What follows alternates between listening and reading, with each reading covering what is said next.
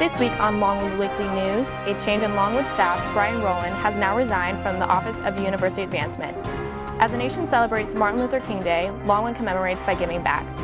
Longwood's Interfraternity Council is making adjustment to men's recruitment this year.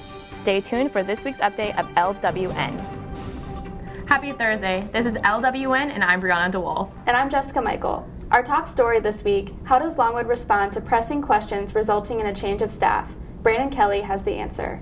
The Office of University Advancement sees a change in regime as Dr. Brian Rowland, Chief Development Officer, resigns from his position, officials from Longwood University have stated. This formal announcement came on Friday, January 17th, 4 days after Rowland originally resigned from his position. This is not the first time a shakeup has happened in the Office of University Advancement. In July of 2013, Rowland had his title change from Vice President to Director. Longwood Weekly News tried to get into contact with the office but were informed they were not yet at liberty to make a statement about the situation and said to contact them later in the week and directed LWN to the President's office. The station reached out multiple times to the President's office until we got a response from Justin Pope, President Reevely's newly hired Chief of Staff and Princeton classmate. Pope said there would only be one statement from the President's office and no other responses would be made. Pope said that he would be speaking on behalf of the President's office and Franklin Grant.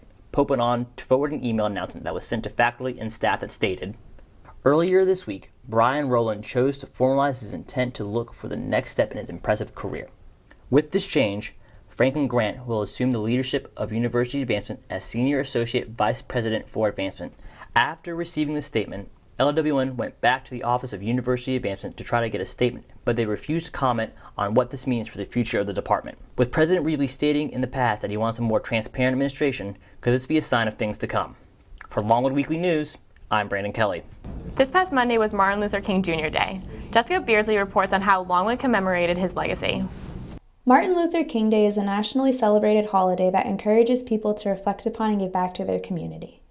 Although this holiday is generally considered to be part of a 3-day weekend to most, Longwood and the town of Farmville have collectively extended the remembrance of MLK's legacy through a week's worth of activities ranging from community service even to a day trip to Washington, D.C. Courtney Addison, the Interim Director of Diversity and Inclusion, was in charge of formulating the week's events. We are going to go to the MLK monument, but we also are going to go to some of the other monuments as well. And we have some intentional reflection questions to get students to really think about the different monuments and how it, social justice and the fight that Dr. Martin Luther King led, how it affects us today, how we're still seeing those issues today. So it'll be very interactive and intentional throughout the whole process. And then we'll end at lunch. We'll have a reflection and debriefing over lunchtime before we head back. The focus for this year's celebration of Martin Luther King Day is to reflect on how much his legacy has left behind to influence the actions of others today. Even if students are not actively participating in the specific events, there are posters throughout Brock Commons highlighting key dates throughout the movement.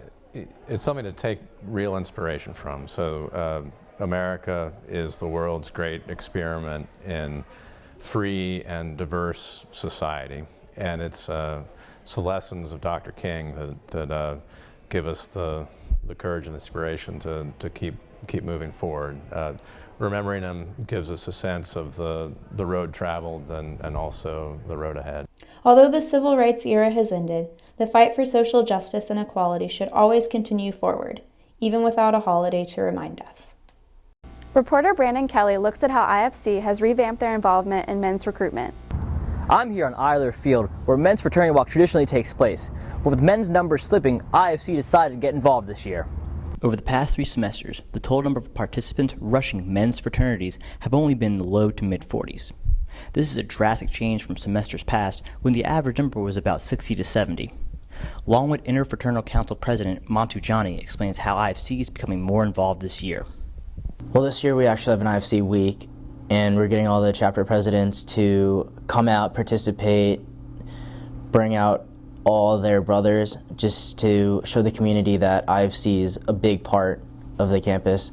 And we're utilizing social media to a greater extent this semester too. Will Miles, Vice President of Recruitment, said that within the past week, numbers for men's recruitment has jumped from 29 to 49. He also hopes that with the help of the IFC, this will bring a new era for Greek life at Longwood University.